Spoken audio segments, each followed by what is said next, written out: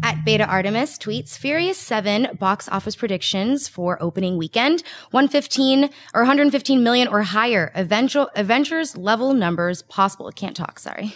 115 is high. What did 6 open at? Didn't 6 open at like 85? It was like 85 or 90. Yeah. Actually, that's 115 is an interesting number because that's actually making me say Avengers numbers. No, because Avengers numbers is double that. 200 something. Yeah, it's 200 something. So it's not going to do Avengers, nor does it need to be considered a massive success. I'm going to say, I'm going to go 100 on the nose. I'm going to go 100 on the nose. I think they are building on their success. They're building on their popularity. The trailers for this new one have looked wonderful, really exciting. So I think it will be bigger than 6. 115 million, I think, is ambitious. Who knows, though, right? But for now, I'll say 100 million, Dennis. I'll go a little over, but still under 115. I'll go like 105. I think it's going to make over 100, but not reach what he's talking about. I'll price is right you. 106. Oh. $1, Bob. Yeah. $1. Yeah, I agree. And I also think that the tragic loss of Paul Walker is going to add to that as well.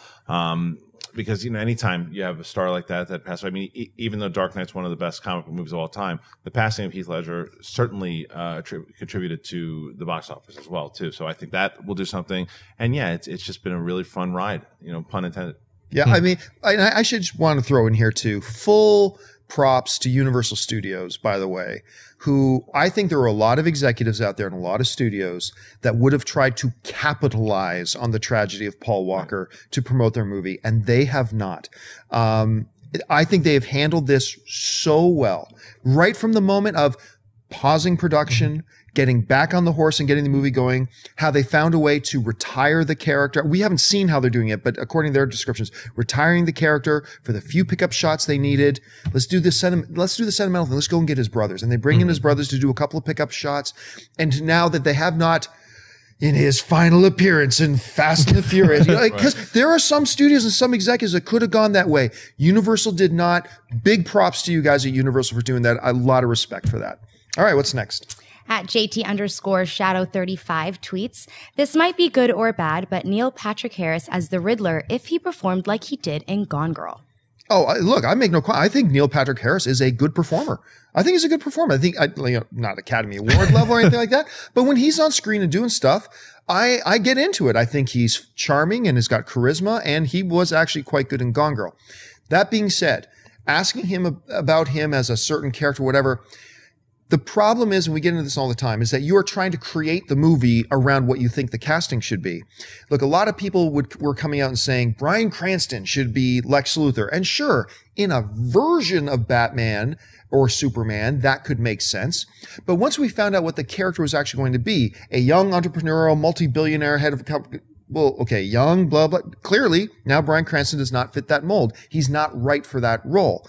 So it's impossible for us to sit back and say, would this guy be great as the Riddler? First of all, we have no idea if they're going to use the Riddler, and if they do, we don't know what kind of Riddler they're going for. Once we know that, then we can start guessing and speculating who a good fit for that would be. But you write the character around the movie. You don't write the movie around the character. Anyway, Dennis, what do you think? I wouldn't mind it. I think he would do a good job. I mean, you're right in the sense of we don't know what character they are, but just to throw it out there, I wouldn't mind seeing him. At first, I thought you were going to talk about his Oscar hosting performance. Oh my gosh. but as a performer, yeah, I think he could. I could think he could do it. Yeah, I agree that I'd want to see what the incarnation of the character is in this version. The thing with Neil Patrick Harris, he was great in Gone Girl, and he's great when he's in comedies and stuff too. What I'm worried about is the Riddler hamming it up. That's when he starts to get too cartoonish, and I don't think in this world it's going to work. But I don't want it to become Harold and Kumar meets the Riddler. That's what and sometimes if he overdoes it, then I'd be skeptical. But he is a very capable actor, so who knows? All right, what's next? At Flirt tweets, what was the last movie you went to where you were the only one in the theater? Mordecai. Really? Yeah. Oh, yeah. I remember you actually took a picture, and you should have seen this. There was this. I follow him and stuff like that, and then I'm going through my Facebook feed, and there's this picture of Christian just sitting in the middle of this totally empty theater. It's like getting ready for Mordecai. It happens to me more times than you'd think because I'm the type of guy that if I like a movie, I go back to see it 4, 5, 6 times.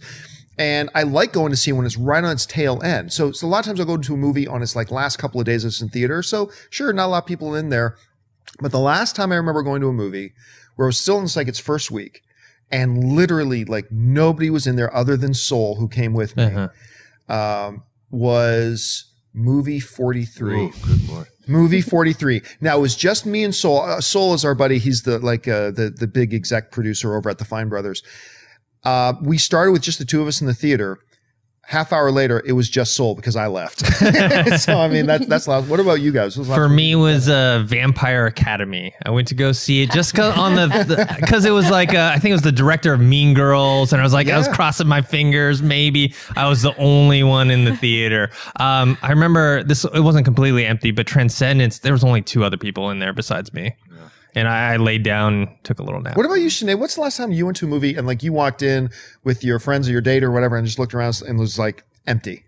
Well, I usually don't ever go to movies until it's like going to be out of theaters soon because I have like horrible anxiety. I don't like being around crowds.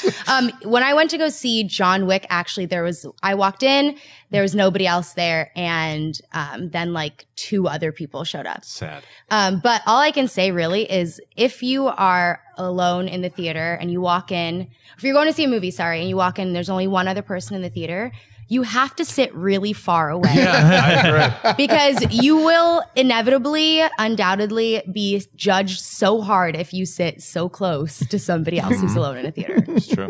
Hey everyone, if you liked this video, click that thumbs up button and make sure to subscribe to our AMC Movie News YouTube channel. It's free and helps you stay up to date with all the latest movie news, as well as our daily AMC movie talk show. Also, make sure that you follow us on Facebook and Twitter to stay up to date with all of our special promotions, contests, and prize giveaways.